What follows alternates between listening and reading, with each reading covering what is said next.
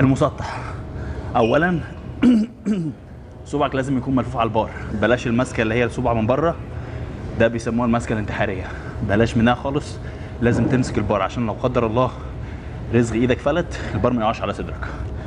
تاني حاجه بنلاقي بوستات كتيره جدا على المسطح المسار بتاع الحركه بتاعه، او ازاي تلعبه او ازاي تعمله. الكلام كتير جدا، بس للاسف معظم الكلام دوت جاي من العاب القوه مش كمال الاجسام. يعني لازم ترفع وسطك من على الكرسي قوي وتعمل انحناء كبير، لا مش شرط. وانت بتلعب لكمال الاجسام، لا مش شرط. الناس بتعمل الحاجات ديت عشان بتلعب العاب قوه، عشان تاخد باور اكتر، عشان يبقى عندها قوه اكتر، وكمان عشان صدرها يبقى عالي البار ما ينزلش تحت قوي.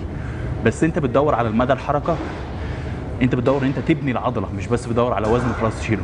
فانا من رايي الشخصي خلي صدرك لامس ظهرك من فوق، لامس البتاعه، وخلي كيرفك في اللي هو اللي من اسفل الظهر خليه بطبيعته.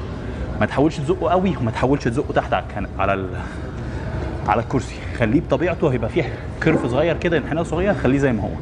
خلي رجلك الاثنين على الارض. الماسكه انا بمسكها ماسكه بالظبط ان انا انزل بكوعي كده اهوت واطلع بيهم تاني، ما بمسكهاش واسعه قوي ولا ضيق قوي.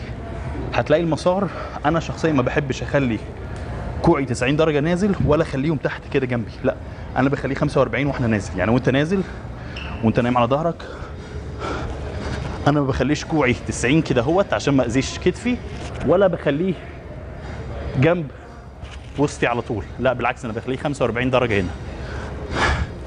بس بلعبها بالطبيعي جدا، وبحاول اتمرن اي تمرينه في المسار الطبيعي بتاعي، ما بحاولش االف فيها وما بحاولش اجبر جسمي ان هو يعمل حركه هو مش معتاد عليها. لو عندكم اي اسئله بالذات في المسطح حطوها تحت الفيديو وان شاء الله احاول ارجع لكم عليها.